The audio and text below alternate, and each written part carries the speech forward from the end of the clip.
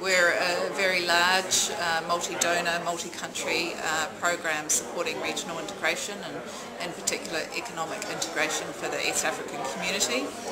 We work across 6 countries. The countries of the East African community are Kenya, Tanzania, Uganda, Rwanda and Burundi, and we also have a program in South Sudan. We started in the program commenced in mid-2010 and it's grown significantly over the last 18 months. Primarily, I guess you could call us an aid for trade program, but our primary focus is around trade-related infrastructure, specifically one-stop border posts and some port development and trade facilitation, making it easier for importers and exporters to for the transportation or the transit of import and export goods around the community and globally. At the end of 2011 we had approximately 70 programs and in addition at least 20 grants with private sector and civil society organisations. The number of projects is still growing. Our current budget to the end of 2016 is $550 million, so it's quite a significant amount of money. One of the things that we're doing in trying to set up our monitoring and evaluation systems, and we have agreement from our Program and Investment Committee on which donors are represented, to start to apply the standard, the DCED Standard, at least initially on a pilot or sort of trial basis. One of the things that we're doing is reviewing sort of the logic of our program. TradeMark East Africa was designed by the Department for International Development from the UK, DFID, and we were given a log frame to begin with. At the top of the log frame is economic growth and poverty reduction in East Africa.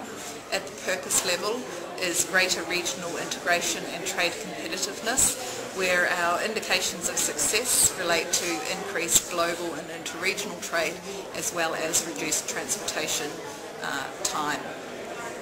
Below the purpose we have 4 outcomes. The first one is the trade-related infrastructure and facilitation one, which is about reducing costs. And the primary indication of success there is a 15% reduction in transit time. Secondly, the next outcome relates to the EAC institutions increasing the development of the regional integration framework. The Customs Union was signed in 2005 and the Common Market Protocol in 2010, and the Monetary Union is the next agreement on the agenda. Neither the Customs Union nor the Common Market Protocol have been fully implemented yet. The third outcome is in relation to the partner states. The partner states are actually responsible for the implementation of regional integration.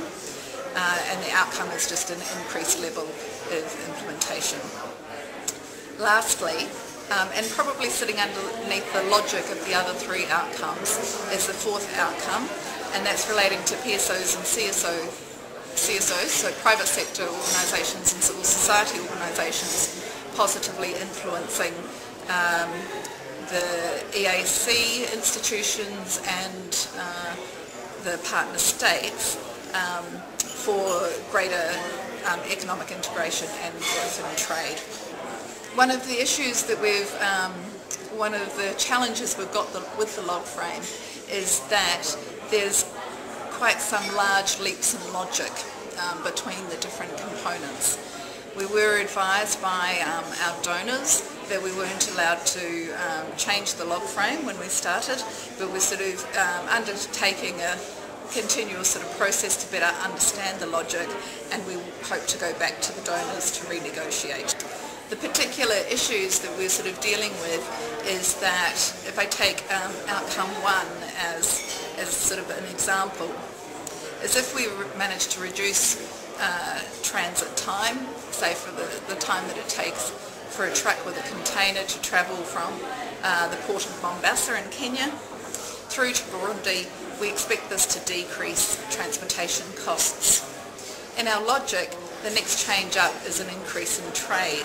However, there's many things between decreasing transportation time and increasing trade that actually need to happen. For example,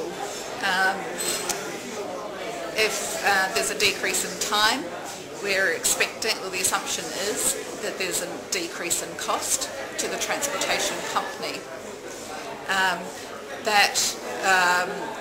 The transportation cost may or may not be passed on to the, say, importer or exporter, and the importer or exporter may or may not pass on that cost savings to consumers. In terms of export, if exports are cheaper, we would expect that that would lead to increased trade.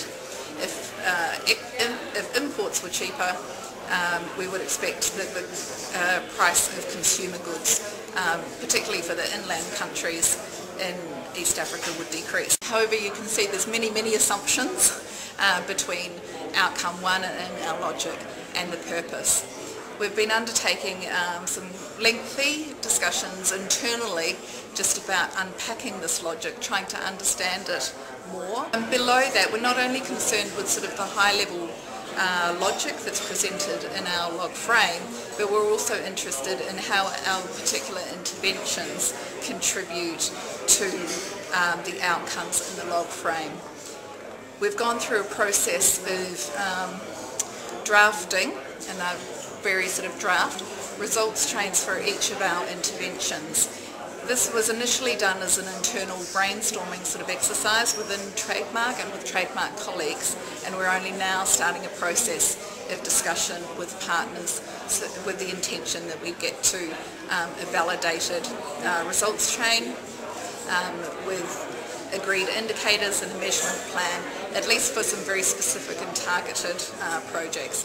Because we're a very large program, we've got some constraints about how far we can sort of go and within what reasonable sort of time. But at the moment we do have those draft intervention results chains sort of positioned to show how they contribute to one of the log frame outcomes. We've also done some analysis to see how part of the logic or changes within one results chain sort of goes across and may influence change in another intervention as well. So the linkages and the complementarity between projects. We, as I said, we're still sort of going through this process and engaging internally with staff, but we think this process is a really useful tool to highlight particular issues and raise questions about our focus areas, and also to help improve communication and the knowledge of staff across a wide range of countries about how the program sort of fits together and the relationship between what we're doing and the outcomes that we would like to see change.